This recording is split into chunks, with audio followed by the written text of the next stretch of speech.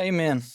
So we're on page 4 of the handout that we started last week, and I want to introduce this line of thought to you, not to try to cast any question marks or put anything like that on our reading of Exodus and reading it as history, but I do think it gives us a good glimpse into how critical scholars, in my mind, often misread the relationship between history and the biblical text.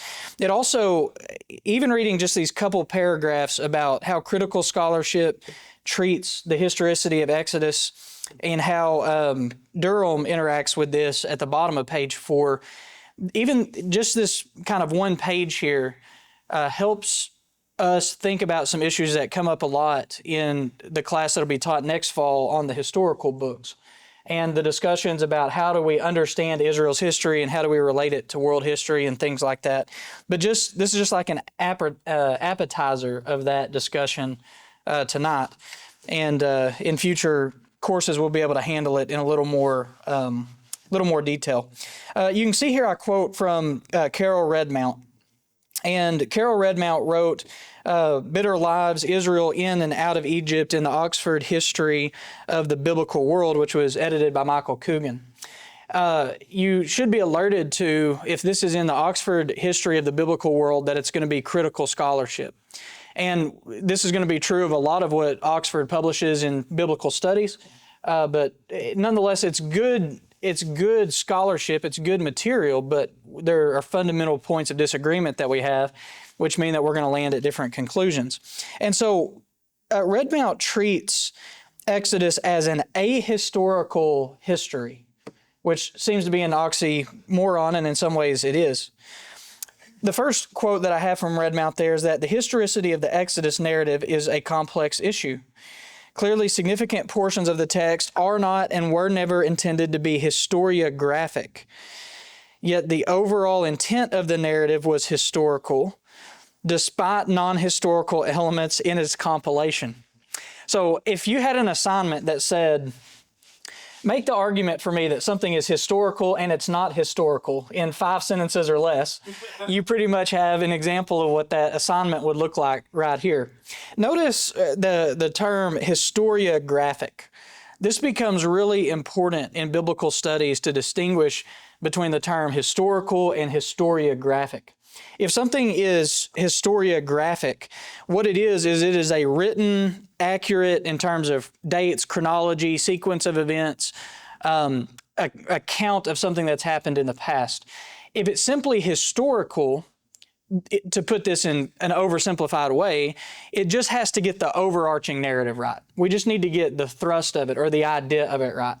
So how many of us truly believe that George Washington was incapable of telling a lie? Because that's what we were taught in world history class, right? And hey, George Washington, we have lots of reasons to be impressed by and to emulate George Washington in a variety of different ways in our life. I have no doubt it took a special kind of person to lead the American Revolution the way that George Washington did. And to lead a military victory against the UK would be unthinkable. So it took some genius. Now, there were interventions and there were, frankly, some strokes of luck. We don't believe in luck. But if we say it was, for instance, impossible that the Southern armies were going to defeat the Union Army in the Civil War, it was tenfold more impossible that George Washington's Army of the Colonies was going to defeat the British military. Just absolutely unthinkable. So I have no doubt that George Washington had some impressive qualities. Do I really believe that George Washington was incapable of telling a lie? There are different little anecdotal stories from his childhood that apparently, are meant to teach us that. If we say he was inaugurated as the first president of the United States on a certain date by a certain, ratification of the vote, that's historiographic. And we're putting a date on it with the appropriate documents. But if we say George Washington was such a great leader, he was incapable of telling a lie, well, we might say that's historical in the sense that, okay, he was a great leader. He was a guy with morals and integrity. But we're also saying that's not exactly 100% true history. And that's how biblical or critical scholarship treats biblical history in many places, is they say, look, the main thrust and the ideas here are accurate. It's the details that aren't accurate themselves. And imagine the kind of implication that has on your hermeneutics. If you believe that just the big picture, but not the small details, are accurate, that totally changes how you read and interpret the Bible. Because we're really in the business of doing some micro study of the text, right? When we're preaching or teaching from the text, we're looking at the details. We're considering those important and inspired and integral to the argument of the biblical author. Redmount goes on to say the dominant historical concern of the Exodus account is to demonstrate that God acts in history, that Israelite bondage and salvation took place in history, that God's covenant with Moses and the Israelites was made in history, and that the fulfillment of that covenant also took place in history. So again, to put this in an oversimplified way, what she's saying is the Exodus narrative is not totally fictitious, but it's embellished, it's built upon, it's reshaped in order to establish certain truths like God's intervention on the behalf of the Israelites, the law coming from God to Moses, Israel having a national identity. The question I would have, I'm not going to try to spend the time to answer it tonight, but the question that I would have with that view of the text is that what importance are any of those things if they're only given to us in a ahistorical narrative? If we're just situating them sometime in the past, but with no specific time or place, then how can we even say that these things really happened? How can we claim that God really intervenes in Israel's history if we don't have a time and place to demonstrate here's where God intervened in Israel's history? How can we argue that the law is essentially divine and has come from God for the good of the Israelites if we can't go to a time and place where it was produced? So I just think there's some fundamental problems with trying to view history in this way. Finally, she goes on to say, traditional history, with its stress on objectivity and verifiable detailed facts as the building block of historical understanding, is a modern obsession. Now, I can kind of straddle the fence here. I can say I understand that to be true in some contexts. And mostly that's true in some contexts because our access to information is many, many times more fold than the access that Josephus would have had as he's reconstructing Roman history, or even a medieval historian or a historian during the time of the Reformation. They didn't have primary documents that they could readily access the way that we can get on, Internet Archive and see all kinds of things there. They didn't have the archaeological data that we have. Imagine biblical studies, Old Testament studies without the discoveries at Qumran. You can really understand how a lot of critical scholars arrived at some of their conclusions about the Hebrew language, about the transmission of the Hebrew text based on the limited information that they had. But later information changes the way that history is conducted. And so you would never assume that if somebody just sat down and said, you asked them to give you a history of the state of Arkansas, that they could just sit down as a single person, talk to a few people, collect a few oral sources, reconstruct a history, and that be reliable. Like you would want to see documents. Somebody says Arkansas Post is the first European colonized city in the state of Arkansas. Well, we need some kind of documentation to show us that, and we can find it. We have that, right? We have the records. So I kind of agree with the general point, but I don't agree with how that point is built upon here. It says, not that the ancients were incapable of bald factual rendering if they deemed it appropriate. They too had accurate tax records. But for most occasions, and especially for documents that express deeper truths and fundamental values, the facts were not always valued. Just color me skeptical on that.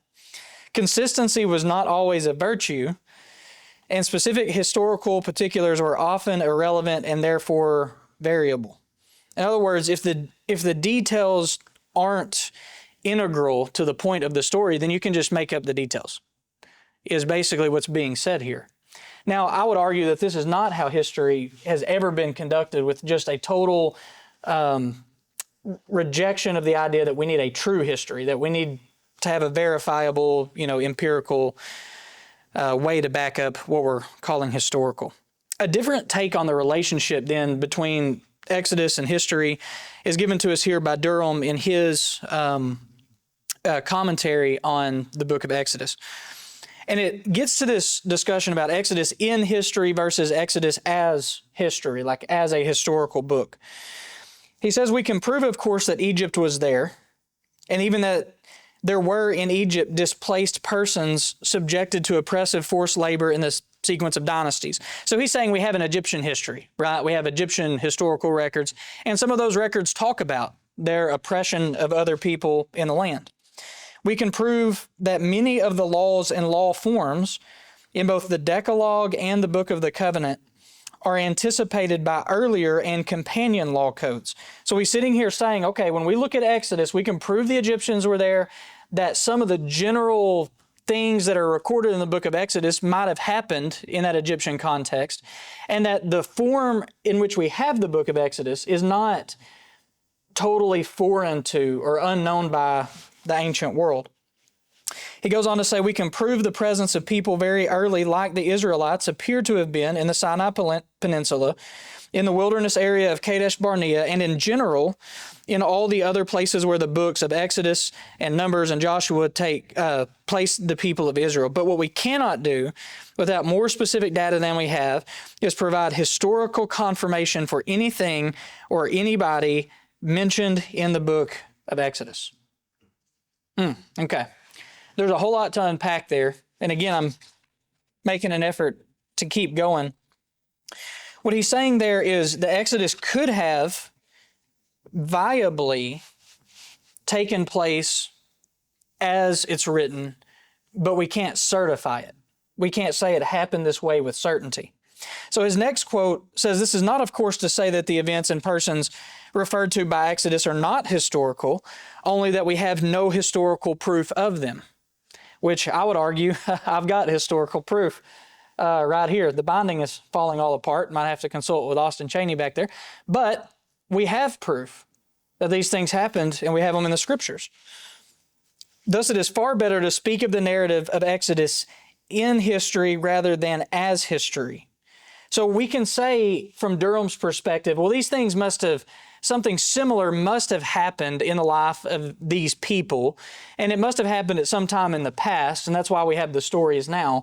But we can't look at it and try to put dates on it and specific geographical locations on it and that kind of thing. To round out the end of that quote, he says we speak of it rather than as history, and to be content with the general historical context we can have, rather than longing for historical proof we cannot have, at least until some dramatic new evidence is presented. Well, what evidence is going to be presented, you suppose, that would convince the critical scholar that Exodus is not just in history, but that it is history itself? I don't feel like there's anything that could be dug up from the bottom of the Red Sea that would convince the critical scholar of the historicity of the Exodus. Nor is such kind of evidence necessary to convince us, whose eyes have been opened by the Holy Spirit, of the truthfulness of God's Word. As the London Baptist Confession says, we accept it as truth because God's Spirit has put it in us to accept this truth. So I kind of read this and I go, I don't agree with Durham that we could find some kind of new evidence that would suddenly convince people of the historicity of the Exodus event. But I also don't get hung up. I'm not preoccupied with trying to find it. And I do think there are a lot of evangelicals who are really hung up on this kind of thing. I'm not arguing that it's wrong. We all have our own hobby horses and things like that. And for some evangelicals, they're very, and even for some of them, the most extreme example of their life's work is trying to prove the historicity of the Bible, trying to prove the flood, trying to prove the Exodus event, trying to prove that the Israelites were in Egypt through using some kind of text that's found in Egypt through archaeology and trying to relate that to the Egyptian text of that particular time. People want to try to prove things. If we could just find, a document that's dated and it has David's name on it, we could prove Israel's, existence in the land. And I'm not arguing that's a bad thing. More power to everybody. But that's not going to convince critical scholars. It's not an apologetic tool.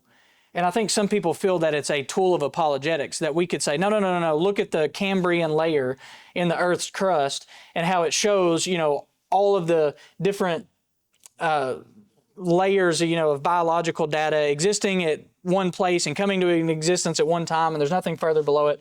Okay, that's great, but if you believe that God created the heavens and the earth, you believed that before you found out about the Cambrian layer, and if you don't believe that, you're not going to believe it. Even if somebody takes you with a shovel into your backyard and digs to the Cambrian layer and shows you the fossil record there, that's not going to convince you. And so I'd kind of, I think Durham is being very charitable here, but the idea that more proof is going to come forward that would change the narrative here, I think is just not going to happen. Finally, he says, while there's no direct historical evidence, actually this is from Hubbard and Lesueur, while there's no direct historical evidence for either the oppression in Egypt or the escape, the conviction that Israel became a nation at the Exodus is deeply rooted in the Israelite tradition. And this story is unique in literature that has survived from the ancient Near East. The most viable explanation of these facts is that God did intervene to save his people. Now, Lesueur, Hubbard, and Bush have an Old Testament introduction that I think is great to have in your arsenal of Old Testament introductions. It's just referred to as Old Testament survey, but it's not really a survey. It's more of an introduction. And it's good, but understand that it's not as conservative, evangelical as, what you would be reading in Archer or what you're reading in Merrill and the volumes that you have now. All right. Just very briefly, to give some kind of plausible reconstruction of Exodus history. I think this is the third time that I've worked through this outline, and I keep changing this every time I work through this outline because it's a moving target, and there are certain pieces of data that are just extremely hard to feel like you have some consistency with. But here's at least a plausible reconstruction of how Exodus fits into history. Now, of course, I'm coming at this from an early date of the Exodus, placing the Exodus at 1446. So none of this is going to make sense if you place the Exodus later in the 13th century under the Ramesside dynasty. But for various different reasons, I don't do that.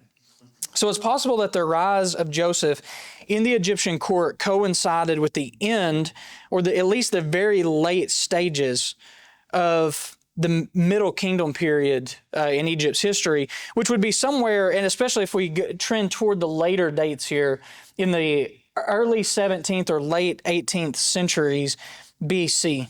In Genesis chapter 40 and verse 14 is when we're told about this.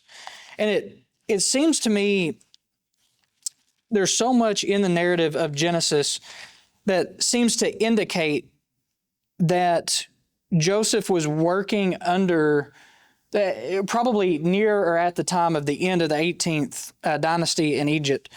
So in Genesis chapter 40, Joseph is, as we know, he's in Egypt providentially, not of his own accord. He was brought there not like being caught up in the movement of the Canaanites or being a part of the Hyksos or something like that. In Genesis 40, verse 14 is where we're introduced to this particular Pharaoh that I'm talking about. And so if you kind of mark that in your mind and you go, okay, right there, that could be the end of the 18th dynasty in Egypt. And it's probably a native Egyptian Pharaoh, is my opinion. Now, Frank and I were talking about this last week, and here's just my take on this. You could, and I think many scholars do, try to place Joseph's time in Egypt and make it align with the Hyksos dynasty. Now, are any of you guys familiar with that? Have you read that or understand maybe how or why that argument would be made? Not really, kind of an unfamiliar thing. Well, it would make sense, for instance, I'm just going to use... Weren't they a Semitic people? Yes. So the Hyksos were out of Canaan. We would probably refer to them as Canaanites. Histories tend to refer to them as Asiatics, meaning they were toward the Asian continent rather than the African continent where Egypt would be. And there was turbulence at the end of the 18th dynasty in Egypt that basically resulted in the country not on a smooth line, but basically being split into north and south. Lower Egypt is in the north, so like the land of Goshen toward the Mediterranean Sea there. That land really was deposed of Egyptian pharaonic rule, and an Asiatic group moved southwest, and Egypt had a number of Canaanite pharaohs for a short period of time, 100 to 200 years or so. Now, a lot of biblical scholars try to line this up with Joseph, the argument being how this would explain how Joseph was able to be so readily accepted by and elevated to a position of status by an Egyptian pharaoh, even though he was Canaanite. Now, we understand that the Egyptians are extreme xenophobes, right? That they are a very insular culture at this time, and they're very superior, in their mind to every culture around them. And you do wonder, how is it that Joseph would be elevated to the status of Pharaoh's right-hand man, even if he did everything that Genesis said that he would do? And so some therefore think, well, it would make more sense if they had a Canaanite king, that he would see in Joseph somebody that's more like himself and would be more apt to elevate him. And I appreciate this argument. This used to be an argument that I sort of agreed with. And so I'm not trying to totally brush it out. But here's the main problem that I feel like I have with it. It doesn't seem like, from a historical perspective, what was happening during the time of Joseph lines up with what would have been happening during the time of the Hyksos. For one, there's a very national kind of view here, like the whole kingdom of Egypt is about to fall under, years of famine. And so Joseph is positioned to save the people of Egypt and also to create and save his people when they come back to Egypt in a way that doesn't seem localized. It seems like it encompasses the entire country. And it doesn't make sense to me that the Hyksos, that relates well to the Hyksos period.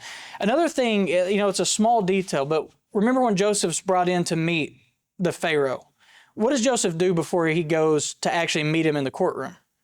We're told that he shaves his head, right? He shaves clean, which would not have been a custom of Canaanite peoples and would not have been the custom of the Hyksos. Even the reliefs that we find in Egypt of the Hyksos has them with the long Canaanite beard and hair and that kind of stuff. I don't understand why Joseph would need to clean shave to go in and meet with a Hyksos Pharaoh. So there are little details like that to me just don't seem to align well. But setting all of that aside, I think when you're reading in Genesis 40, verse 14, what you're seeing is the end of the Middle Kingdom period, Joseph's interaction with the Pharaoh at that time. Now, the Pharaoh of Exodus 1:8 is where we have a new Pharaoh or a new king who did not know Joseph. And there are two different possibilities here. This could be an indicator of the commencement of Hyksos rule in northern Egypt, because it could be that Joseph's descendants are living in the land, the Hyksos invade, and they have no record, they have no dealings with the Canaanite peoples here. Now, here's another layer of my argument about Joseph and the Hyksos. I don't think the Hyksos would have been inclined to elevate a rival Canaanite to a position of power within Hyksos rule. The Canaanites are not universally recognized as peaceful people and never have been, and frankly will never be reckoned in that kind of way. And I actually feel that the aim of the Hyksos would have been to stamp out the Israelites, because they saw an enemy in the Egyptians and were deposing them and taking over their land. They would have also seen an enemy in rival Canaanites, the Israelites, who would have tried to, in their mind, depose them from the throne and control northern Egypt for themselves. I just think, in absence of some definitive proof, the onset of the Hyksos period makes at least as much or not more sense if we coincide it with Exodus 1:8 than if we place it at some point back in the Genesis narrative. An alternative idea here, or reconstruction of this, is that the Hyksos period could have happened during that intervening time between the conclusion of Joseph's family being introduced in Genesis 1 or Exodus 1:1-7, and then in Exodus 1:8 where a new Pharaoh arose. There are linguistic reasons to think it could favor the rise of a Hyksos king. But historically, I feel like this probably most likely coincides with the commencement of the dynasty under Ahmose I. So the second intermediate period would have come to a close. Ahmose I would have become Pharaoh at that time. And the Hyksos period is just sort of lost in that reconstruction to the time not spoken of in the book of Exodus. If we take either one of those approaches, our chronology is not too interrupted, and the Pharaoh of the Exodus still, in my mind, would be identified as Amenhotep II of the 18th dynasty, which is where we really begin the New Kingdom period in Egypt's history. Now, sort of your key data for trying to sort out the history of the Exodus and put it on a timeline, so to speak, is that in 1 Kings 6:1, it tells us that in the 480th year after the people of Israel came out of the land of Egypt, in the 4th year of Solomon's reign over Israel, in the month of Ziv, which is the second month, he began to build the house of the Lord. Well, that would tell us to date, and we know, and we have a steady date for Solomon's reign. The 4th year of his reign would be 966. And we would probably be wise to put a plus or minus 1 year, depending on how we understand what this means. If it was in the course of his 4th year or sometime at the completion, basically he had reigned for 4 full years at that time. But that would place us roughly at 966 BC. And you just mark that in your mind, and then you do really simple math, and you go backwards 480 years, right? And you end up at 1446 BC. If you date the Exodus there, I think any of the discussion above is valid because there's enough gap in the record to give us some room. Jephthah's appeal in Judges 11:26 to the Ammonites when they were in conflict. As he said, while Israel lived in Heshbon and its villages, in Aroer and its villages, and in all the cities that are on the banks of Arnon, 300 years, why did you not deliver them within that time? Now, Jephthah precedes Saul's reign, which would have commenced in about 1050, and that would necessitate then, if we're treating all of the Old Testament as historical, the historical books and the Pentateuch as well, that we really cannot, we just can't use a 13th century date for the Exodus. Somewhere in here, to end up with an early date of the Exodus, and place it in, the middle 13th century, we have to find one of these texts and render it invalid. We have to find something here that we say this date is incorrect, or there's a gap in the genealogy or the chronology of the events. But we just can't read the Old Testament at face value and arrive at a later date for the Exodus. Now, this is important not just, for the purpose of personal interest, but it's important because when we can date the Exodus and the reigns of the early kings of Israel reliably, we can establish from that then a chronology from that moment all the way to the New Testament because we have enough data in the later record of the Old Testament. And it also gives us some ability to look backwards toward the patriarchs, although not with quite as precise a system of dating there. So that's my, plausible, you notice I use the word plausible judiciously there, but that's a plausible reconstruction in my mind of Israel's time in Egypt. Joseph serves at the end of the 18th dynasty. If I just had to play my cards and take a stand right now, though I may take this back next week, I feel like Joseph is interacting with native Egyptian kings. Joseph's family comes into Egypt during that time. There's a gap in the chronology during which some things happen in Egypt's history, including the Hyksos coming in and the Hyksos being expelled out. Then a new king, Amenhotep I, reigns in Egypt. He's trying to consolidate national rule. And Amenhotep, then if we just take even the Egyptian chronology from there, would have to become the Pharaoh of the Exodus. One other thing you might consider, and then we'll take a break here, or I'll try to answer questions on this as best I can shortly. Something else to consider is that in Exodus chapter 2, we're introduced to another Pharaoh. And this is a Pharaoh who dies, while Moses is fleeing and is in Midian. Now, whether that signals anything important historically is up to, debate for me. I don't necessarily think that it does. I think it just indicates that the man who was seeking Moses' life is out of the picture now, which prepares and opens the way for him to go back to Egypt from Midian. Okay. All right. Questions? Egyptian history and chronology here. Yes, sir. Where would you put the 400 years that was prophesied or told to Abraham by God? People will be oppressed 400 years, and then if you could speak to that with the 430 years, that we read in Exodus that they come out. So there's two possibilities. Well, there's probably more than that, but there's two as far as I understand it.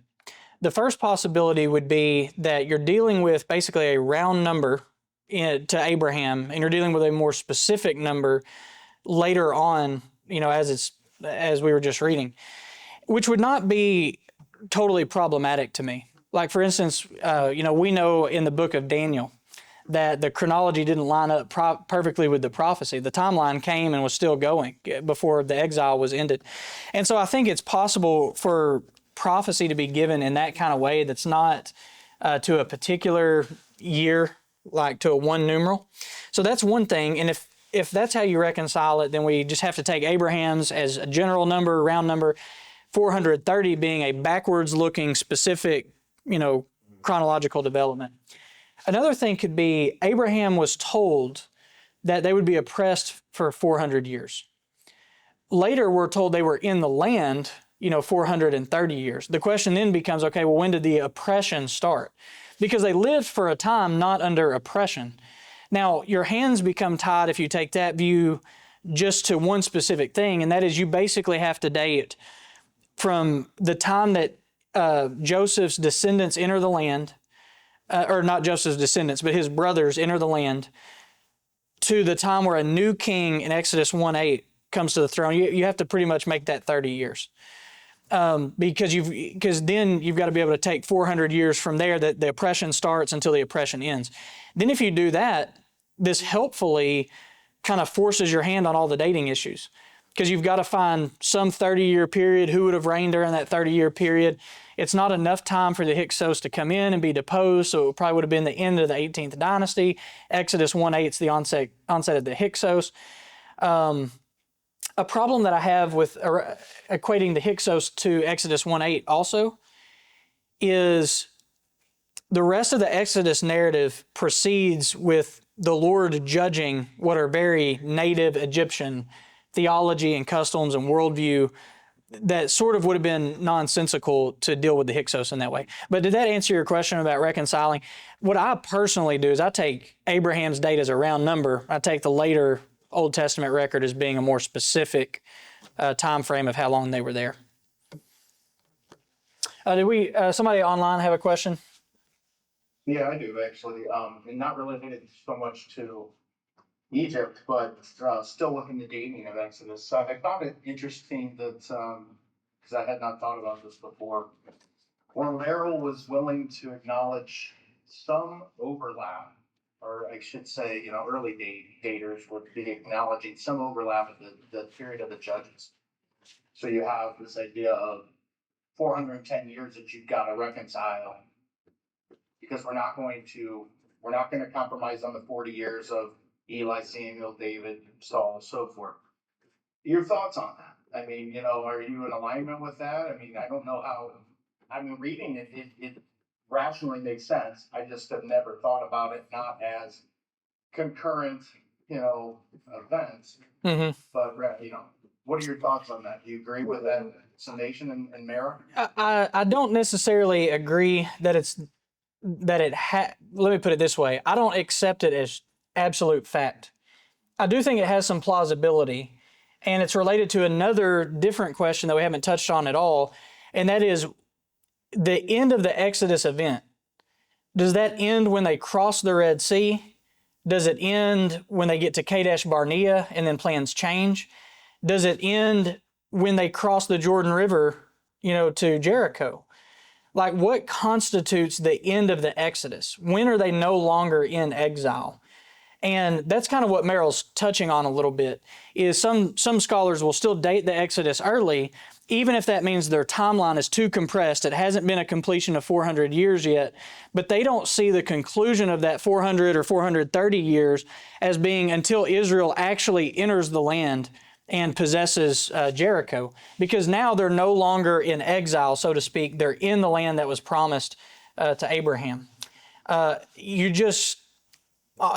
that, we're kind of in the absence of what data tells us on this day the Exodus ended. And it's not a foregone conclusion that it's the day they crossed the Red Sea. The Exodus doesn't appear to wholesale be over. They're still exiled. They're still being brought out of the land into the land, which is what the Exodus is all about. And so most likely, and this is why I'm kind of favorable toward Merrill's view, I think you would say, like, if the Israelites were going to tweet, the Exodus is over, they would do it on the day that they entered Jericho, not on the day that they crossed the Red Sea and were still fleeing from Pharaoh's army. Travis helpfully supplied a hashtag for us and said, hashtag out of here.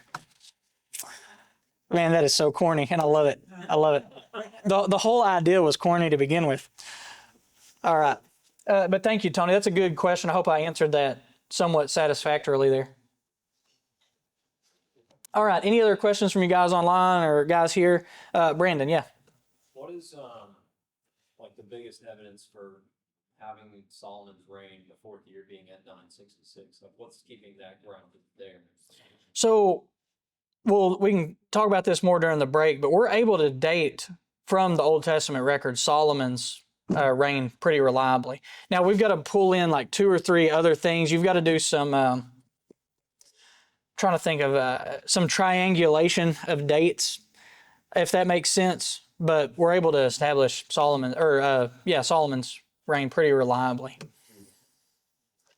Maybe this might be something for the break too, but let's say you're pastoring someone that really is like this gung ho in hand type person. Yeah. They're wanting to look at historical records, scientific explanations for how we can prove that this thing's happened. And while that's a good endeavor, how do you caution them pastorally to go, okay, don't put all your eggs in one basket, because if that's if more your faith is in what you can find here in the Bible, then all it's going to take is just some facts to sway your faith in the wrong direction. You're pretty much counseling them exactly the way that I feel like I would. If somebody has this super preoccupation with it, my biggest caution then would be what you just hit on, that if you basically accept, you're pretty sure the Bible is true, but this new Ken Ham documentary puts you over the top and you go, man, this has to be right. Did you know about the cartwheels found at the bottom of the Red Sea? And you're like, it has to be, it has to be true. We've got to know that the archaeological record isn't complete yet, that new information, new discoveries are being made. And it's very possible that some conflicting archaeological record will come forth that invalidates something that we previously think to be true and even think corroborates, Scripture. Our hope, our confidence, our faith is in the Lord through His Word. And when we put our faith in anything else, even good things, those are always going to fail. And what's unchanging and stable is God's Word. And so we look to the Lord to convince us of the truthfulness of His Word by the work of the Spirit. And, without just taking a 5-gallon bucket of cold water and dumping it on somebody's favorite pastime of, looking for evidence in the sand, we need to be careful that we don't place our faith there. We don't place our hope there.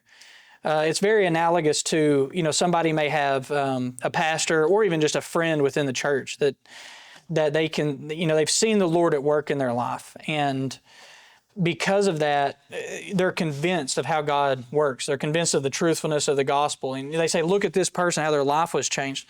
Well, then if that person stumbles, their hope being built in that person's walk begins to wane, right? Instead of looking to the Lord with confidence. So it's a fine line of don't become, we don't want to be perpetual wet blankets. But our hope is in the reliability of Scripture, not in what the archaeological record may or may not tell us, about these things. All right. Any other questions before we take a quick break here? Yeah, Professor Kelso, what are your thoughts on how to reconcile Paul's statement in Acts 13, where he says there's 450 years from Exodus up until the time that Samuel began to judge? Yeah, that's an extremely long time. And the only way that I can think to reconcile it is that it has to speak to the beginning of the Exodus, not the end of it. And that's... He includes the 40 years we're wondering in there, yeah. Yeah, and I think that he's looking at it from the beginning date and the whole event, so roughly corresponding to 410 years or so in, not quite that long. Let me just leave it at that for now, that I'm viewing that as a start date, not from the event of crossing the Red Sea, but from their time of going into Egypt. And you could, David, He goes through that and tries to show that Paul's just adding up the numbers one after the other, and maybe he wasn't accounting for any overlap in there. Yeah, it's always possible that Paul just made a careless mistake, and that he just butchered the chronology. I've always thought nobody understands the Bible like the people of the 21st century, and it's, Paul maybe just had bad info. No, I think that's looking from the start of the event, again, without him telling us exactly where he's placing it. Nor does it does give us then a bookend, the reign of Samuel, as the first judge there, right? But that would include then the period of occupying the land. That may give us some biblical idea of how the end of the Exodus is viewed once the land is totally consolidated under Israelite rule, which it truthfully never was. So, that becomes problematic. All right, other questions? These are good. These are really interesting.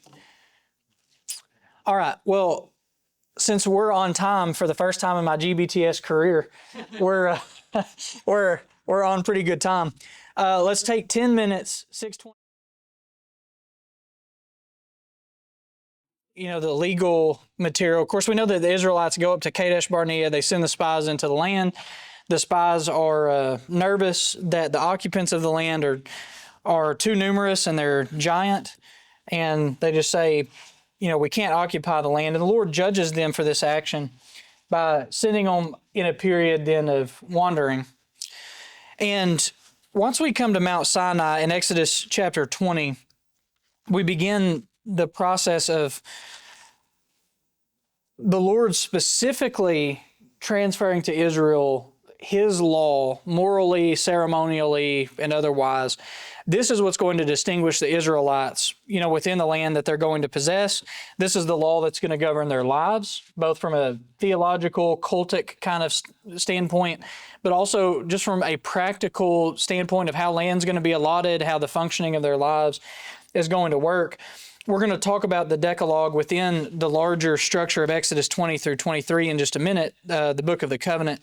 And we know that we're given some additional law, of course, later on in the book of Exodus as well, that mostly deals with Israel's carrying out of or implementing the application of their law to feast days and the administration of the temple, or the tabernacle rather, those sorts of things.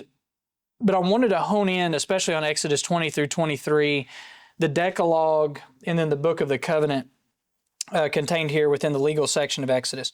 In Exodus chapter 20, verses 1 through 17, somebody off the top of your head, what is the significance of this text in Exodus 21 through 17? The Ten Commandments. Okay. Just to get our juices flowing a little bit. Y'all looked at me like that was a trick question. It's the Ten Commandments, right? Or the 10 words, or the Decalogue. There are many different ways, and we might even look at the London Baptist Confession some tonight, just for fun. Here are some things I want to point out about the Decalogue.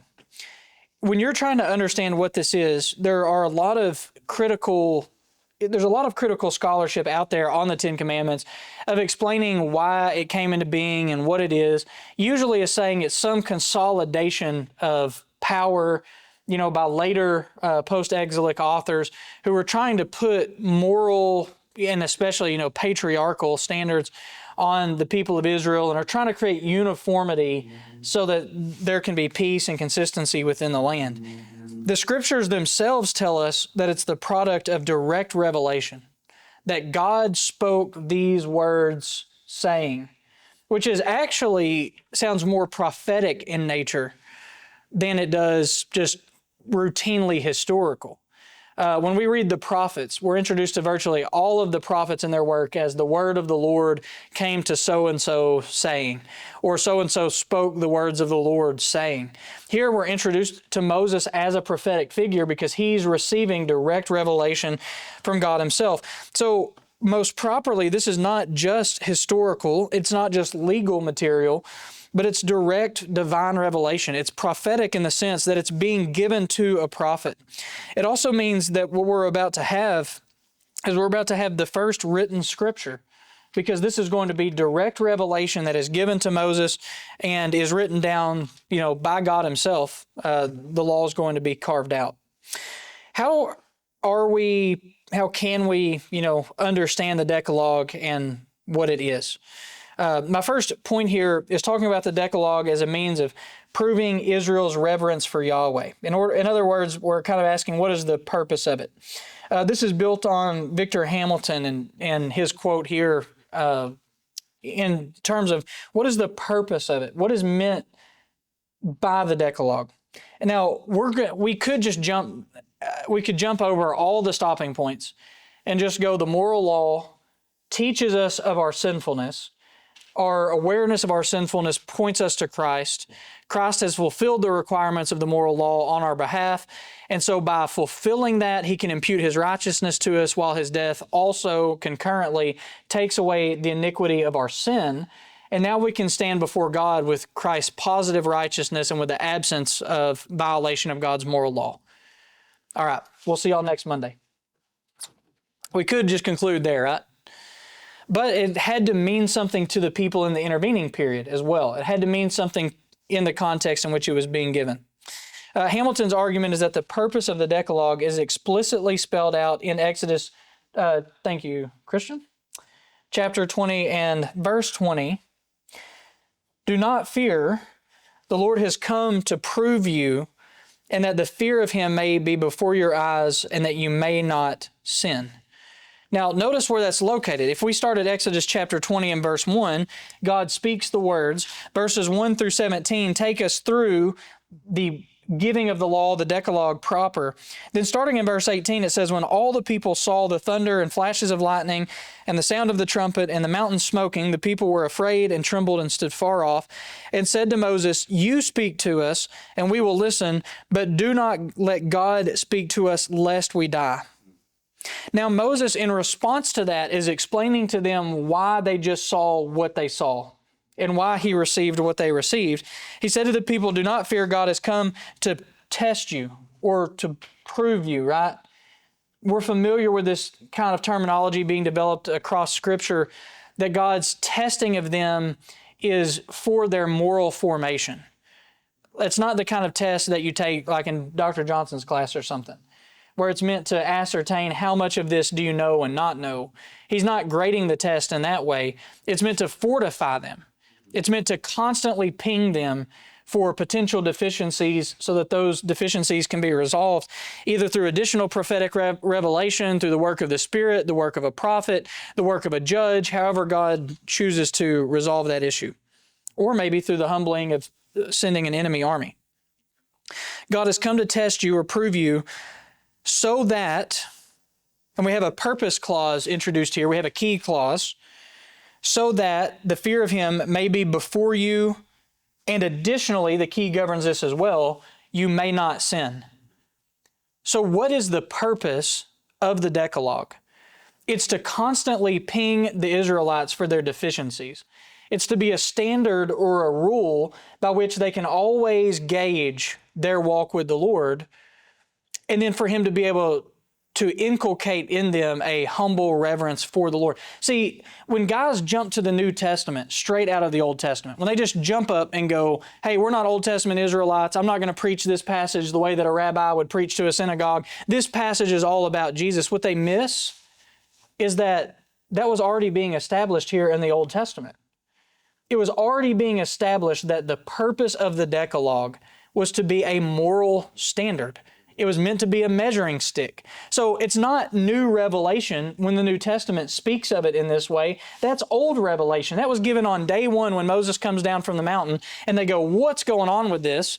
He says, the Lord spoke so that you might have a standard or a rule by which you can gauge your morality and to fortify in you a fear of God so that you'll continue to up the ante, so that you'll continue to conform to the standard that He's giving you. If anything, I would say that the idea, for instance, that Paul, elaborately draws for us in the New Testament, that the law is a taskmaster to bring us to Christ, that's not even new revelation. That's revelation that was being made right here. The thing is, the Israelites didn't know from whence the solution was going to come yet. All the law could do was continue to point out their deficiencies. Now, they could make changes to try to conform better to the moral law, but they couldn't find any perfect solution, right? They were still left with realizing, with understanding that they fell short of the moral law. I've got a couple of examples I want to go down, but I'm going to run myself out of time if I do this. So we can view the Decalogue as having this twofold purpose. Number one, the purpose of showing Israel their deficiencies morally and the individual Israelites their deficiencies. But number two, creating in them a fear of the Lord because they understand they have violated His law. Hamilton goes on to say, Abraham was tested. And in obeying, he demonstrated that he feared the Lord. And now Israel is being tested via the Decalogue, and obedience to those commandments will evidence that they do in fact fear, or as we read in the later Old Testament, we understand that they don't fear the Lord. And the proof of it is because they've forsaken God's law. And even the prophets themselves evoke that kind of language over and over again. Now, this is a question. Y'all will probably like how I put a question mark right next to this in the handout. Does the Decalogue constitute law the way you and I think of law? Like what is law? We have a legal code in the U.S., right? And helpfully, just in case Christian is recording this for a certain audience, our Congress adds like 7,000 pages to that every year, which I find extremely helpful. And especially given how moral and upright our Congress is, I think it's good that they continuously add to this legal code. And what does the legal code do? Well, it governs everything. It governs every minute transaction between two or three or more parties. It governs how we relate to the state, what we're allowed to do and not allowed to do, how we relate to our neighbor. And I find it helpful that our government is moral enough to give us a law that governs all these kinds of relationships in a healthy way, in a way that frankly would probably honor the Lord, right? When we think of law, we think of something that governs every detail, right, of our existence and our life. When we hear the term law and we apply it to the Old Testament, we should rightly ask, are we talking about law in the sense that we understand law in our own vocabulary? In Exodus chapter 24, it says that he said to Moses, "Come up to the Lord, you and Aaron, Nadab and Abihu, and the 70 of the elders of Israel, and worship from afar. But Moses alone will come near to the Lord. The others will not come near, and the people will not come up with him." So Moses came and told the people all the words of the Lord and all the rules. Interesting term there, or decrees of the Lord. And all the people answered with one voice and said, "Everything or all the words that the Lord has spoken, we will do." So Moses wrote down the words of the Lord and rose early in the morning and built an altar at the foot of the mountain and 12 pillars according to the 12 tribes of Israel. It does seem that this was intended to function as a moral law to guide Israel in how their dealings were going to be, not only in a cultic setting, but in their relationship to God wherever and whenever they might be. Strictly speaking, now here's an answer that's maybe a little bit different from Alexander. Strictly speaking, the Decalogue is not a collection of laws. I just go, okay, then what is it if it's not a collection of moral laws? Various factors set it apart from other legal collections of the Pentateuch. First, God speaks it directly to the people. I left that ... there, not just so you would know there's a break in my quote here, but just so you would take a sip of your coffee and go, how does that invalidate it as law? The fact that God gave it directly. Second, the Decalogue alone is inscribed on stone tablets by the finger of God. That's an oddly specific criteria for something to be law, that it has to be inscribed on a stone tablet. Third, the 10 Commandments are not laws, since no punishments are listed.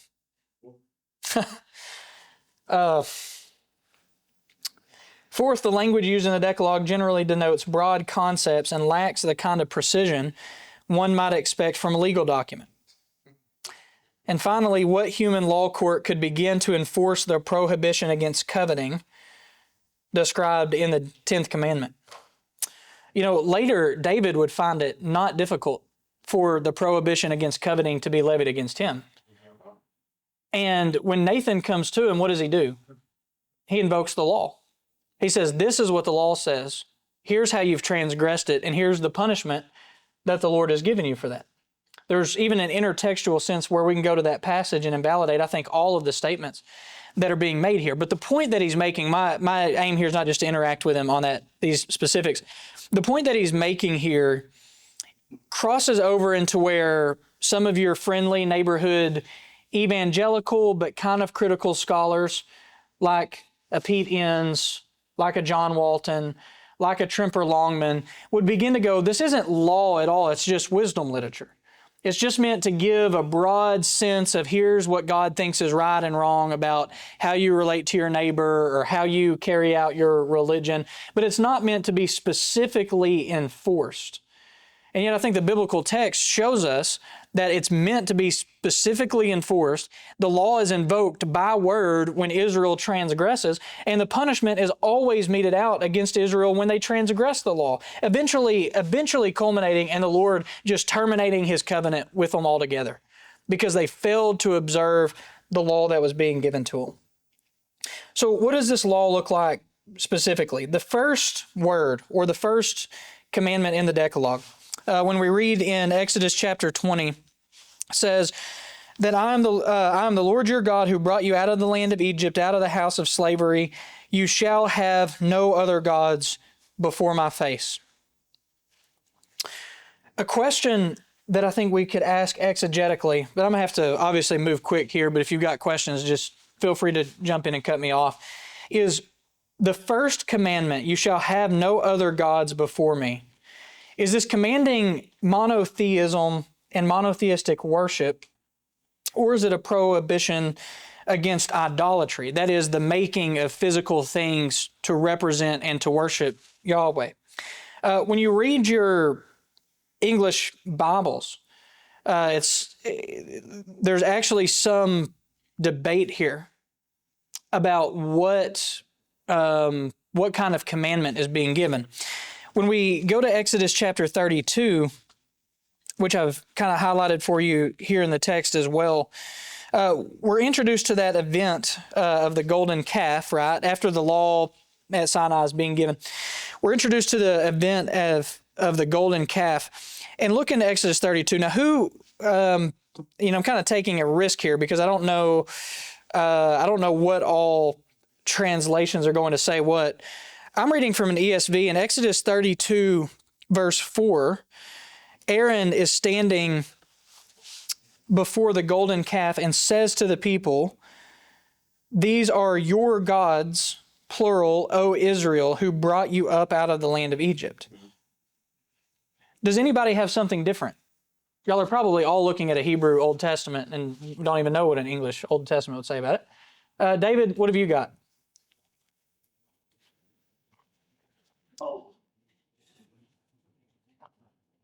Oh, sorry. I thought you were raising your hand there because you were trying to get my attention. Sorry. You may have just been praising the Lord. I'm just saying I had my Hebrew. Well, we all knew that. We all expected that. The BHS, the Hebrew text, says Ela Elohecha Yisrael.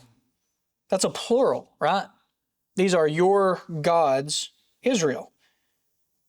Asher He Eluka Me Eretz Mitzrayim, the ones which had brought you up out of the land of Egypt. The Septuagint builds on this as well.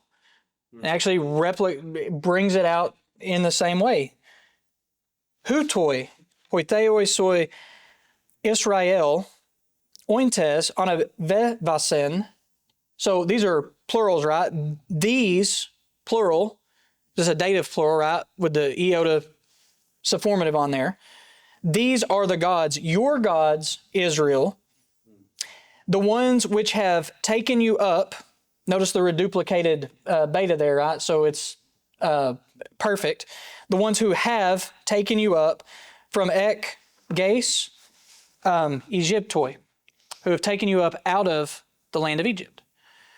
So they look at this and this violation as being a prohibition, perhaps against idolatry on the one hand, the physical representing of Israel.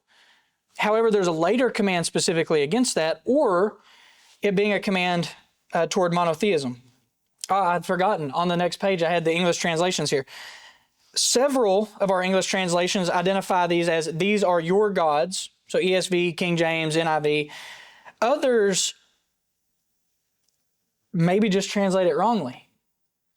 Man, I hate to ever pick on somebody that is reading the Christian Standard Bible or the NASB. I bet the LSB, I don't think you're allowed to critique some of these in Reformed circles. They changed it in the LSB. Thank you, William Varner and Old Testament Committee over at the LSB. This is your God who brought you up out of the land of Egypt. Exodus 32:5 sheds some light on this. When Aaron saw this, he built an altar before it, and Aaron made proclamation and said, "Tomorrow will be a feast to Yahweh." Now he's doing this with the calf right in the shadow, in the background. Selhammer gives us an interesting interpretation of that episode and interprets it as a violation of the first commandment. The first commandment being a command to monotheism, right? Not having a plurality of gods, not worshiping or acknowledging other gods. Selhammer interprets this episode as a violation of the first commandment, which he interprets as being a prohibition of idolatry, what we would normally connect to the second commandment, right? He says, first, the calf is specifically called in the text an idol cast in the shape of a calf. Thus, the writer understands the golden calf not so much as another god, a different god, but as being a representation of Yahweh himself. This does shed some helpful light on something we probably already understand, and that is how egregious the golden calf incident is, where he's not just taking up, Apis, a sacred bull, and saying, okay, this is one of the sacred bulls that brought you up out of Egypt. He's saying this structure is Yahweh. There's Yahweh. I would argue to any downtrodden sinner, and I would not be able to help but preach this, I think, in the preaching of this text. We'll see when we come to it later on. That if you ever feel you're so egregious in your sin, that you're so far removed from God that He could never forgive you, remember he would be willing to pardon Aaron, who stands here and points to a golden calf and says, here's Yahweh. Our God is indeed a gracious and merciful God, that he didn't just strike down and kill Aaron at that moment. He actually uses Aaron in the transference of his law. And from Aaron's descendants are going to come the priests of Israel, which is almost incomprehensible for a man who stood in front of this. Hey, look, all we did is we threw the gold in there and boom, out popped this calf, right? No, he looked at this and he said, this is Yahweh, your God. Selhammer's quote picks up, when Aaron built an altar before the calf, he said, tomorrow there will be a festival to the Lord. And so it appears then that the sin of the golden calf was one of idolatry, not one of polytheism. This is interesting for how we understand the first commandment and whether or not it's being transgressed and violated there. Now, John Currid, who y'all have been reading, views this as syncretism rather than idolatry. He says what we're witnessing is an episode of syncretism. That is, Aaron is creating a common ancient Near Eastern metal idol and declaring that it represents Yahweh, the God of Israel. The incident's syncretistic nature is evident in that the people ask for a plurality of gods. The verb who will go down in verse 1 of that chapter is a third person plural, yet Aaron manufactures only one idol. And Aaron and the people who were breaking the second commandment by creating a physical image of the Lord for worship. What does it mean in the command, al panaf, that you will not have any other God before my face? In the first commandment, the prohibition describes the relation of Yahweh to Israel by categorically eliminating other gods as far as Israel is concerned. And the use of the singular emphasizes the restructured nature of the reference. Man, there's a lot to sort out here. How do we make this mesh with the use of the plurals in the BHS and even in the Septuagint, which Aaron points to it and says, these are your gods. If you scroll back up, or I guess I'm the only one scrolling here, but as y'all are looking at your text there, you're seeing the plural, you're seeing like the plural construct on Eloheh there in the BHS. I don't know. I'm going to leave this to you guys. How do we sort this out? What's happening in the first command? And is it being violated here at the base of Mount Sinai? Professor Kelso, why couldn't it be both a breach of monotheistic worship and idolatry simultaneously? Why not both? This is kind of like the chip commercial or the tortilla commercial. And do we need crunchy or soft? And we say, somebody wisely speaks up and says, why not both? Well, this could be seen in that way, I think. And I think that's an important part of the discussion. Dr. Aguilar has an article on G3 where he says, in regards to worship, that it's not that they were worshiping another God. It was the second commandment of graven images where they were attempting to worship Yahweh through the golden calf instead. Okay. That's what the huge And it, they were worshiping God and they said, do not worship. okay. So this clearly seems to be, in either case, a violation of the second commandment, right? Regardless of what exactly the referent is, then we have to grapple with, okay, well, why are the plurals being used there? I agree with Dr. Annual's assessment there that Israel is attempting, and they're being broken of their habit and their world that they've learned in Egypt, where they're worshiping God in a physical way, where they always have to put their hands on it.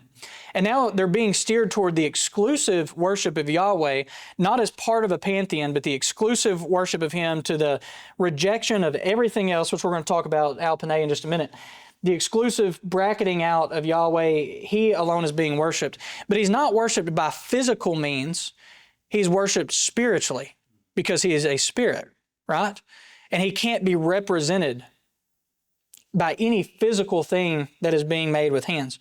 The nature of al panaf. In the first commandment, the prohibition describes the relation of Yahweh to Israel by eliminating other gods as far as Israel is concerned. the use of the singular emphasizes the restricted nature of this referent. In other words, there are no other gods in the mind of, in the world of Yahweh at all, altogether. They worship him to the exclusion of anything else.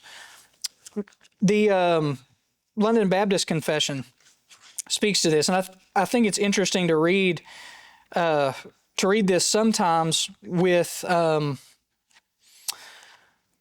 the text like immediately before us. So it's obvious that this discussion is going to spill over into next week a little bit. I mentioned the London Baptist Confession. I have what might be a secondarily inspired document that I feel like I would never part with, though everything is for sale, right? It actually has Keach's Catechism, which wasn't written by Keach, but it has the Baptist Catechism in it as well.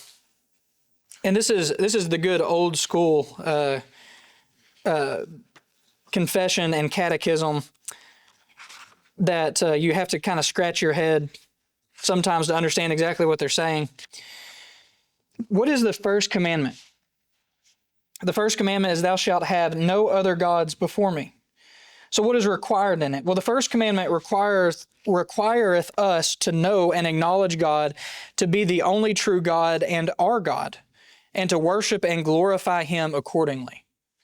So the London Baptist Confession, or the Catechism more properly's interpretation of this, is that what's being commanded is the exclusive worship of Yahweh and acknowledgement of him, with no other object of potential worship being in the picture. So what does that force us to deny? What does it forbid in our lives? The first commandment forbiddeth the denying or not worshiping and glorifying of the true God, as God and our God, in giving the worship and glory to anything other than him, for he alone is due this worship. When we think about the first commandment, our interpretation of it is really no different from how it should be understood rightly in the book of Exodus. That Israel is being commanded, you will worship Yahweh alone. You won't give to anything else or anyone else the worship that is due to him, nor will you neglect to give him the worship that he is owed. See, it's not just sinful to worship something alongside Yahweh or something different than Yahweh. It's sinful to not worship him at all. All of humanity is under this moral law, right?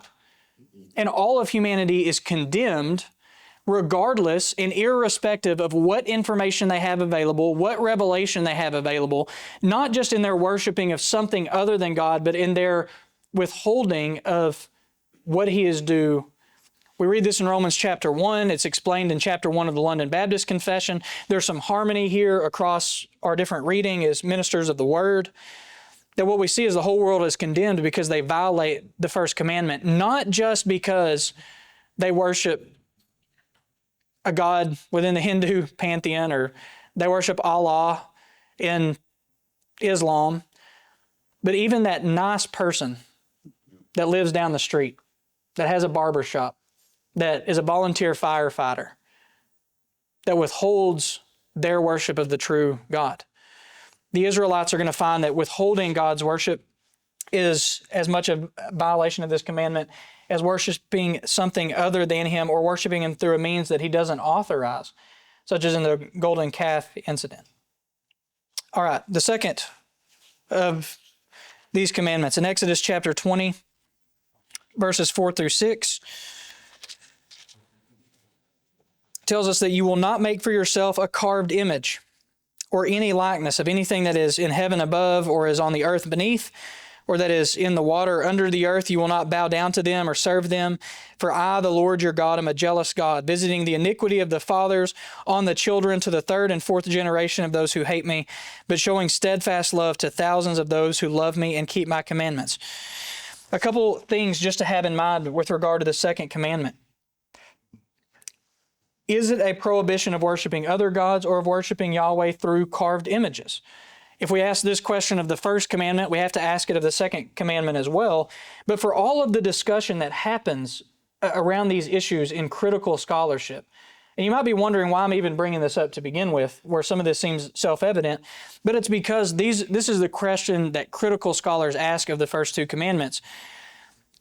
I can't help but think, well, as long as we understand that both things are being negated here, the worship of gods other than Yahweh and the worship of Him through physical representation, then in one sense it doesn't really matter which commandment we apply it to. We understand that both of these things are the violation of God's law. Von Rad comments on the second commandment saying, here the commandment is drafted wholly with reference to the commandment forbidding the worship of other gods. See, don't we feel like that's what the first commandment is about?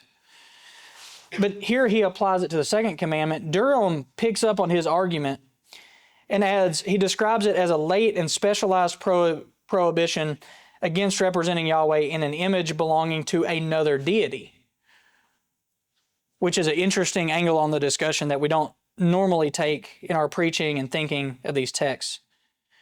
In my mind, this prohibition seems unnecessary as long as we look at verse 3 and verses 4 through 6 as being distinct from one another. The problem is, in critical scholarship, they often don't see this as being distinct, but being part of just a singular command, saying, look, don't worship any other gods and don't put me in any other god's body. Whereas I think structurally we should look at this and we should see these as distinct commands. Relative to the second commandment, just to read this real quick. What is required in the second commandment? The second commandment requireth the receiving, observing, and keeping pure and entire all religious worship and ordinances as God has appointed in His Word. Now, in the catechism here, it's breaking out a little bit more broadly, and it's basically talking about the regulative principle. And it's saying when we think of or worship or acknowledge God, we do so only in a way that He is authorized in Scripture, and we're careful never to enter into that which He has not explicitly authorized or allowed us to do. What is the reason annexed to this? Well, first of all, what's forbidden in the second commandment? The second commandment forbids the worshiping of God by images or in any other way not appointed in His Word. Now, I really like this, even though some people don't like this in the Baptist Catechism or in the Westminster longer and shorter catechisms. They look at it and feel like this is anachronistic and it looks too broad. I look at it and feel like it's ascertaining correctly what the point of this is. God cannot be worshiped or represented through an image. He hasn't authorized it. He can't be contained in an image. He can't be accurately depicted there. That ought to teach us an overarching lesson that we can't worship God outside of the ways that He's authorized. That God has told us exactly what He desires us to know about Him, exactly how He desires to be worshiped, exactly how we can approach Him and hear from Him and know Him and not know Him. And this does have application to the broader idea of corporate worship, of representing the Lord, that I think the Westminster divines first, and then later the framers of the London Baptist Confession and Catechism accurately ascertained. What reasons are annexed to the second commandment? The reasons given are that God's sovereignty over us, His propriety in us, and the zeal that He has for His own workmanship. Why is it that we can't make an image of God? What if we make it really nice? Like what if we use really nice gold to make an image of God? I mean, wouldn't He be honored by that? What if we make a really fine painting of God? And we conscript or contract the best artist to do it. We use the nicest canvas, the nicest paint. Why can't we be creative? Why can't we just, as long as we give it our best effort, right? What if we find the best actor to portray God? What if our worship, I know it may not be exactly authorized in Scripture, but why can't we just be creative here? It's because we don't belong to ourselves. We belong to the Lord, and He has the sole and overarching authority to tell us, here is how I desire to be worshiped. And what has the Lord taught us about Himself and about worship? That He desires to be worshiped through prayer, that He desires to be worshiped through the observance of the ordinances, or for one or two select of you, the sacraments. I was just waiting to see if anybody would smile. And you all know that I love you, right? He's commanded and authorized us to publicly read the Scriptures, to teach sound doctrine. This is why at our church we read the confession every week, right? Because we're teaching, communicating sound doctrine. To have preaching of the Word. What has He authorized beyond that? I can't remember if I just mentioned singing together, but He's authorized and commanded our singing together. But what if there are other creative ways we can do it? What if we put stained glass in the sanctuary that depicts God so that we can look at Him and we can think about Him, right? What about interpretive dance? Shouldn't interpretive dance, be allowed as long as it tells us a good story? We've got to be careful, I think extremely careful, that we don't violate the second commandment by violating the regulative principle of worship. That we don't take some physical, whether it's what we hear, what we see, what we put our hands on, something and call it worship when it's not in fact worship at all. Or I don't think we're on a totally different grounds than Aaron and the Israelites were when they were standing at the base of Mount Sinai. I take the regulative principle much further than I think most, and I'm not going to mention those further in this tonight so as to not offend, but I take this very seriously. And I would be very cautious about what we allow in worship, even how we organize the church, how we govern the church. When we put names and labels on things, when we create offices, when we create things that Scripture doesn't explicitly authorize and that Scripture doesn't command of us. The third word is a reverence for the divine name in Exodus chapter 20 and verse 7, where it says, "You will not take the name of the Lord your God in vain, for the Lord will not hold him guiltless who takes his name in vain." Of course, there are different ways to understand this as well. It could be understood as false testimony or oath swearing by the divine name. This is how Klopfstein and Childs understand it, is if we swear by something, we say, as the Lord lives, such and such, but we're lying, that we're violating this commandment. I do think it's possible to understand that as a violation of this commandment, right? This is why we do this in court. We have people put a hand on the Bible or swear, and the judge, has them come up and say, that they're testifying under oath, right? And they swear to tell the truth and the whole truth and nothing but the truth, so help them God. And that's why nobody ever lies in court, because they know that if they did, they would be violating this commandment.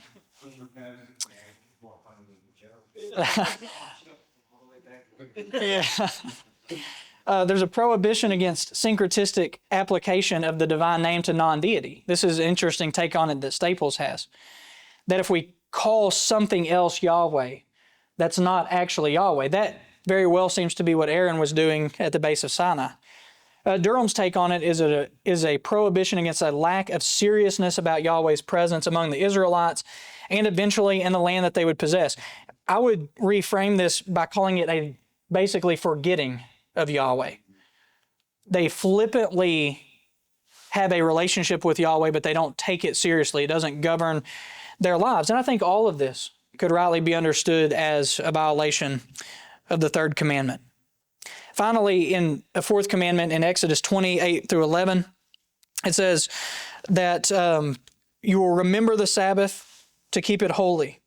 And 6 days you will labor and do all your work, but the seventh day is a Sabbath to the Lord your God. And on it you will not do any work, you, your son, your daughter, your male servant, your female servant, your livestock, or the sojourner which is within your gates.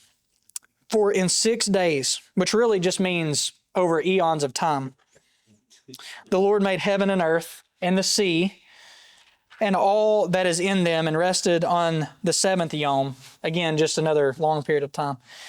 Therefore, the Lord blessed the Sabbath and made it holy. By the way, this is the text that governs for me how I understand Yom in Genesis 1 and 2. This whole text becomes nonsensical to me if Yom is eons of time. That the author of Exodus would then go back and appeal to it as establishing on the seventh day in your week, you would rest from your labors because the Lord worked 6 Yom and rested on the seventh. In this particular commandment, I do want to say that we could probably debate the exact meaning and application of this in our own time here tonight for the rest of our time together. There are people here who interpret this to mean that we have a Christian Sabbath now, and that the Sabbath under the Old Covenant has been replaced with a Sabbath under the new covenant. It's been moved from the final day of the week to the first day of the week, and that the way we think of that first day of the week, the Lord's Day, should be just to try to live under the Sabbath, but do it on the Lord's Day instead of the final day of the week. Now we do it on the first day. There are those who understand the Sabbath as being fulfilled in the person and work of Jesus Christ in such a way that we don't have to observe an earthly Sabbath the way it was observed under the Old Covenant, because now we have rest in Christ. And this is one of the 3 or 4 pieces of the London Baptist Confession that almost everybody agrees that there's some room for debate here. There's some room for interpreting it in different ways. The way that the Catechism understands it in talking about the fourth commandment is it says that the fourth commandment requires the keeping holy to God such set times as he hath appointed in his word, expressly 1 whole day and 7 to be a holy Sabbath to himself. So it takes that very view of just replacing the last day of the week with the first day of the week and setting aside 1 and 7 unto the Lord. There's a discussion there, of course, about how this came to be replaced by the Lord's Day rather than the last day of the week, and a discussion of how we are to restrict. This is interesting. I'm going to read this just because this is personally convicting to me. Like, if you want to know where is one of the areas that the Lord is prodding me right now, that the Lord is working on me, this question of how is the Sabbath to be sanctified? The Sabbath is sanctified by a holy resting all that day. I'm really convicted that in the worship of the Lord on the Lord's Day, that we restrict it to just a very finite amount of time. I mean, we start at this time, we end at this time, and we treat it like that's it. The Lord's Day is confined to that time. Furthermore, spending the whole day in the public and private exercise of God's worship, except so much as it is to be taken up in the works of necessity and in mercy. Man, this is convicting to me. Chapter 20 of the London Baptist Confession talks specifically about this issue, or chapter 22 rather, talks about religious worship in the Sabbath day. It tells us that on this Sabbath, we are to pray, we are to gather together and worship corporately, that we are to devote the whole of the day, paragraph 6, that God is to be worshiped everywhere in spirit and in truth, as in private families daily and in secret, each one by himself, so more solemnly in the public assemblies, which are not carelessly or willfully to be neglected or forsaken, when God by his word or providence calleth thereunto. Look at paragraph 8 of the London Baptist Confession, chapter 22. The Sabbath is kept holy unto the Lord when men, after a due preparing of their hearts and ordering of their common affairs aforehand, do not only observe a holy rest all day from their own works, thoughts, and words about their worldly employment and recreations, but are also taken up the whole time in the public and private exercise of his worship and then the duties of necessity and mercy. This is a place where the Lord is probing me. Now, what was the purpose of the Sabbath originally? As we understand it in the text, it was this setting apart after the pattern of creation, a part of Israel's time and experience in time, holy unto the Lord. This quote here from Walt Kaiser says that the command to remember the Sabbath is moral, insofar as it requires of a person a due portion of his or her time dedicated to the worship and service of God, but it is ceremonial in that it presides the seventh day. So it can be a moral law in that it teaches us that our time doesn't belong to us. It belongs to the Lord. He's commanded and apportioned a part of his time unto the worship of him, but it's ceremonial in that it's a day of the week. So it can be observed and it can happen on a regular basis. I'll tell you how, just to give you a glimpse into one possible way to understand this and how it can affect someone. I interpret the Sabbath, my personal interpretation of this is different than several, other Reformed Baptists who I respect greatly. My understanding of the Sabbath is that the Sabbath has been fulfilled by the person and work of Jesus Christ. that he gives us a rest that this Sabbath can only foreshadow.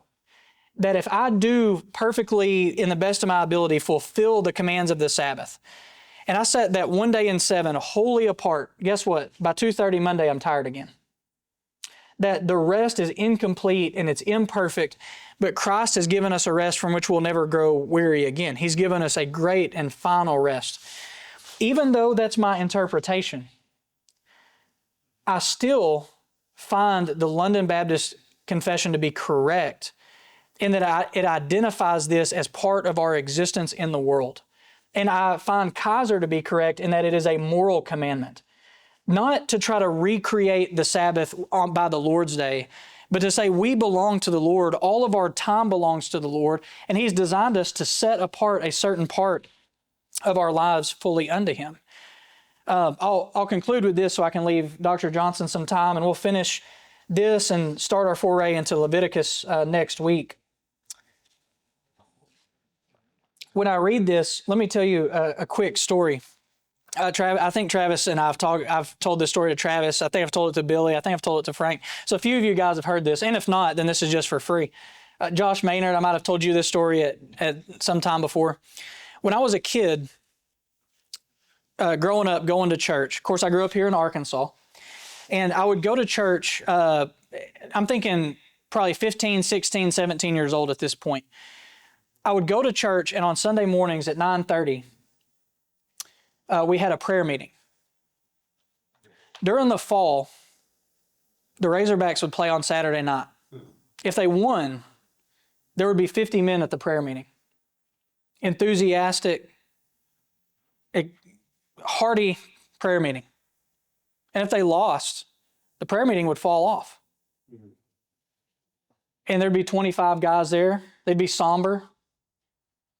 They would just kind of wander in. Man, did you catch the game last night? Yeah, blah, blah, blah. And we'd go through the motions of a prayer meeting. I've gotten to where on the Lord's Day, I don't want to watch, talk about, hear about, read about anything sport or athletic. Because in my mind, I go, this belongs wholly unto the Lord. I'm not trying to put a law on anybody. I'm not writing this as law. I'm saying this is how the Lord has sanctified me. I used to show up to church, and what I would do on Saturdays is I would be hunting and fishing, and then you'd show up to church, and man, yeah, the fish were biting yesterday, and we would talk about those kinds of things. I began to be convicted in my own heart that even though I'm not looking at this as the Sabbath, that Jesus is my rest, Jesus is the Sabbath, at the same time, neither am I fulfilling this moral obligation to set aside wholly a part of my life unto the Lord and nothing else. You know, I've been guilty, even recently, of, man, I will go home and think the yard needs to be mowed. I'm going to mow it, on the Lord's Day after service. And now I don't really feel comfortable getting on the mower because I ask myself, am I giving this time wholly unto the Lord? Sure, I could grade Pentateuch papers, but am I going to do that on the Lord's Day?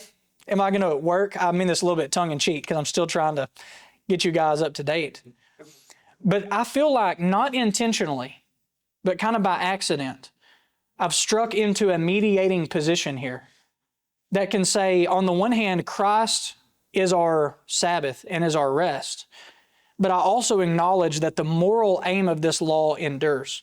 And on that day, I'm unconcerned about what's happened in the world of sports, the world of fishing, the world of deer hunting, the yard needing to be mowed, the siding on the house needing to be fixed, the oil in the truck needing to be changed, the papers needing to be graded, the emails needing to be sent and caught up on from the previous week at work. All of those things become immaterial. And I go, who am I to be so selfish with my time that I'm going to deny the Lord this one day out of 7? This one day that He's commanded, this one apportionment of time where I say, Lord, we're going to worship You at church. We're going to worship You at home. I'm going to spend time in private prayer and meditation on the Word and reading of Scripture. Who are we to deny that, unto the Lord? I don't know how much this helps us with understanding the 4th commandment in the book of Exodus. But it's an area where I feel the Lord has been refining me, has been working on me, personally. And I hope it'll be some encouragement to you men as you sort this out, and maybe you're vacillating between those positions. How exactly should we understand the Sabbath and its relationship to us in the new covenant?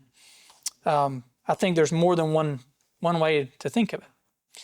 All right. Well, I want to stop here so I don't run us plumb out of time. I'll hold a couple minutes here if you have questions. I'm glad to answer those. Yes, sir. Not so much a question, but just a point of things to think about. I'm thinking mainly of our younger brothers here. Yeah.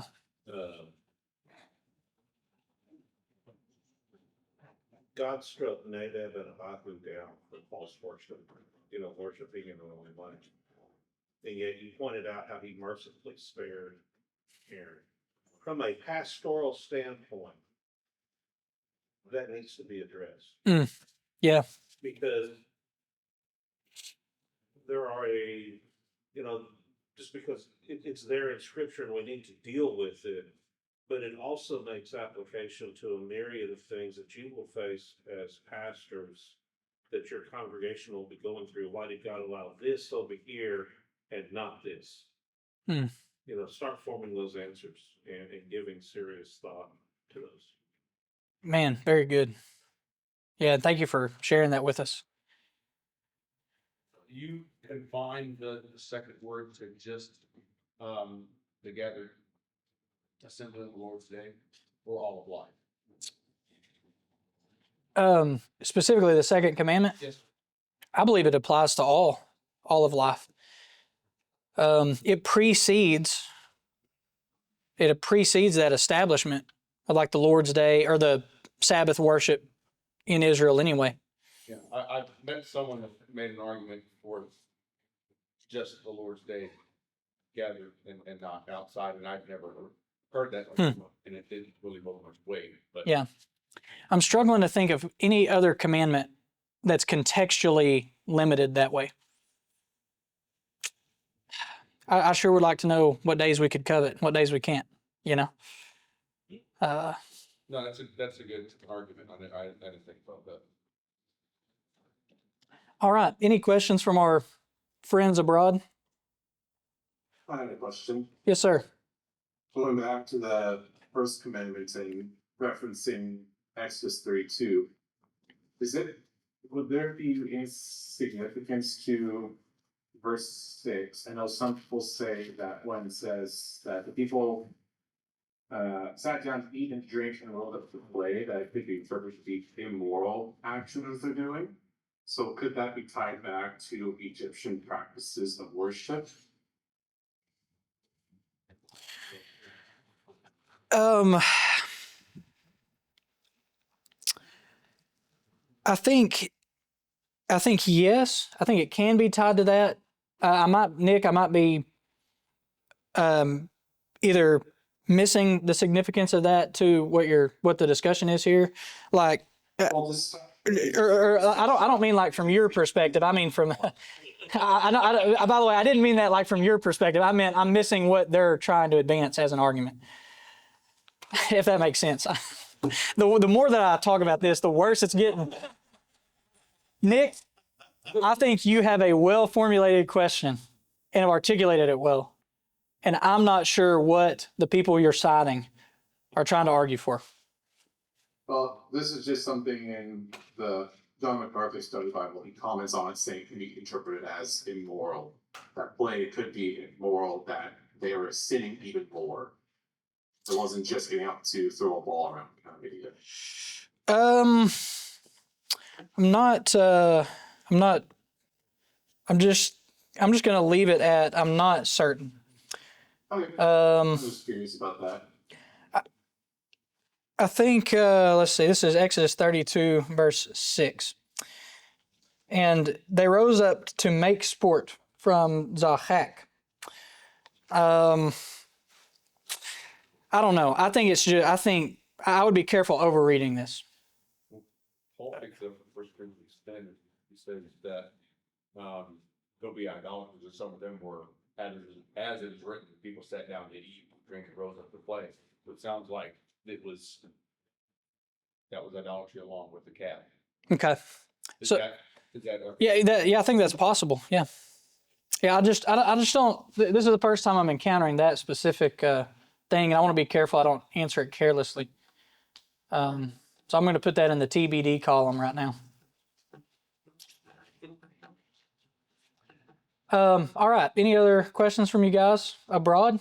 And well, I appreciate you. This is really enjoyable. Thank you for your hard work. I'm enjoying reading your work so far, and do know that you can reach out to me, sometime if you have a question.